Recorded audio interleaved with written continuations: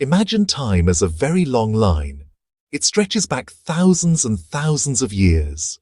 Our story starts at the very beginning of human life in southern India. We will travel along this line, from the oldest Stone Age to the time when people learned to use iron.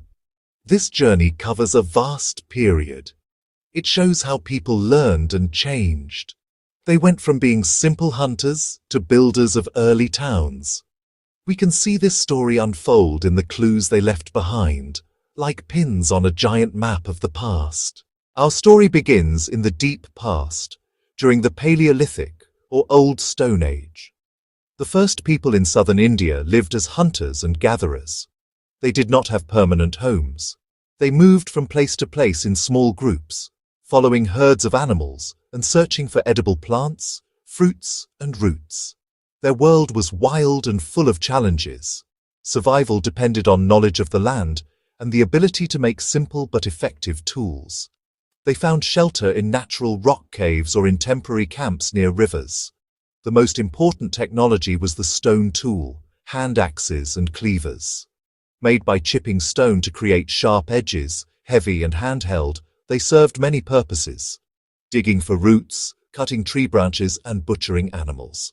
After the long Paleolithic, the climate grew warmer and wetter, reshaping landscapes, plants and animals. People adapted, entering the Mesolithic, or Middle Stone Age, around 10,000 BCE. Big hand axes gave way to very small, sharp microliths, tiny blades, points and barbs. Only a few centimeters long, often made of fine-grained chert and quartz. Skilled flaking produced razor edges for composite tools. Set into wood or bone handles, they formed sickles, knives, arrows, and spears. With bows and microlith-tipped arrows, hunting shifted to smaller, faster game like deer and wild boar. Nets, traps, and bone fish hooks expanded the menu. Mobile camps clustered by water, rivers, lakes, and coasts, seen at Kurnool and Tamil Nadu coastal sites. People still foraged and did not yet farm or keep animals, but their seasonal knowledge deepened. This transition set the stage for agriculture, the next great change in human history. The Neolithic revolution was gradual but transformative, the beginning of farming. People planted seeds and grew their own food and domesticated animals, cattle, sheep, and goats. This shift began around 3000 BCE. People began to build permanent homes and live in villages. They grew millet and pulses. In wetter regions, rice as well. Farming brought reliable food and surpluses that could be stored. Cattle provided milk and power for plowing. Sheep and goats provided wool and meat.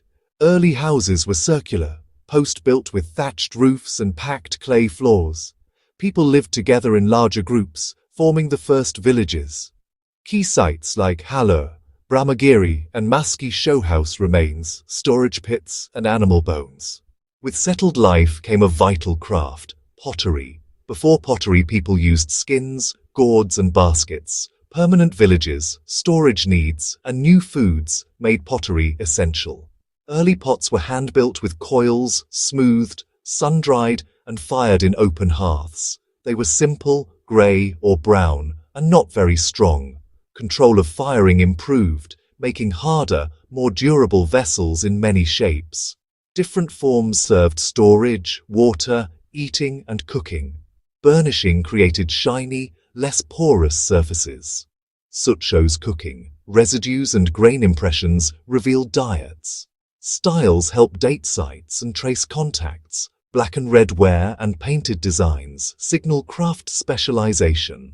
After millennia of stone, iron arrived in southern India and changed everything.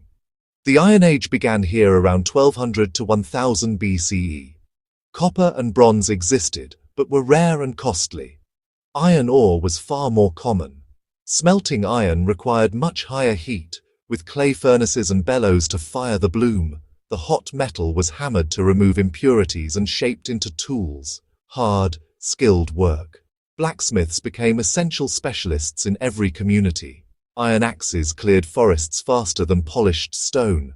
Iron plow tips opened tough soils, expanding farmland. Food production increased dramatically, fueling population growth. Small villages expanded, some became larger towns. Iron weapons were sharper and stronger, conferring military advantages. Iron Age agriculture supported more complex societies. Some settlements were fortified, as sites like Brahmagiri and Maski suggest. Craft specialization grew inside towns. Surpluses fueled trade for salt, precious stones, and metals. Goods moved by river, overland, and sea, connecting regions. Beads from the north and coastal shells inland prove wide exchange networks. Iron Age southern India is famed for megalithic graves, large stones in circles or capstones. Burials varied: pits, cists, and in Tamil Nadu, urn cemeteries like vast Adichanala. From the Old Stone Age to the end of the Iron Age, this long journey shaped southern India. Across more than 1 million years to around 300 BCE, change was profound. Chipped stone gave way to polished stone, then to strong, versatile iron. Agriculture created reliable food, permanent settlements, and population growth. Craft skills, ceramics and iron smelting, were refined and passed down. Trade networks began that later blossomed into famed maritime routes. Elaborate burials hint at organized belief and social hierarchy. Tools, pots, and graves are echoes from the earth, proof of innovation and community.